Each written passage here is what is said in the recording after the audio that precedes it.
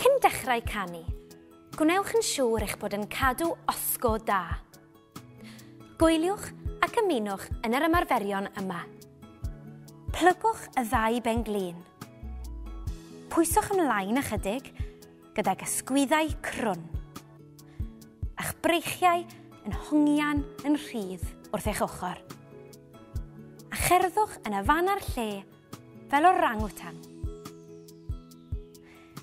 Yn raddol, codwch eich pengliniau'n uwch a siglwch breichiau o ochr i ochr. Yna, arafwch y symudiad ac ar fy arwydd i byddwch yn barod i stopio'n stond. Barod a stop. Ardderchog ac ymlaciwch. Y tro yma, fe wnawn yn union i'r gwrthwyneb. Safwch mor dal a phosib ar flaenau eich traed. Edrychwch i fyny i'r awyr a chadwch eich coesau a'ch breichiau yn hollol syth a dechrau cerdded yn y fan ar lle fel milwr. Yn raddol, codwch eich coesau a'ch breichiau yn uwch. Yna arafwch y symudiad ac ar fy arwydd i byddwch yn barod i stopio'n stond.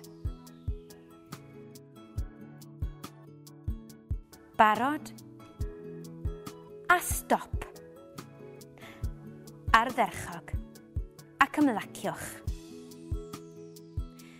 Nid yw'r ddau osgo yma yn gyfforddus o gwbl, ond rydych angen cyfuniad o'r ddau ar gyfer osgo da i ganu.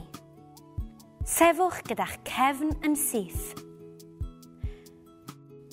Gosodwch eich traed ychydig ar wahân,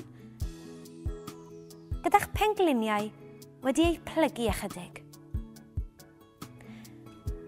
Ymlaciwch eich ysgwyddau a rhowch eich dwy fraich yn rhydd wrth eich ochr.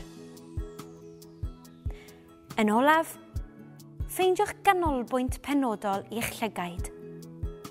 Ddim yn rhy uchel nac yn rhy isel.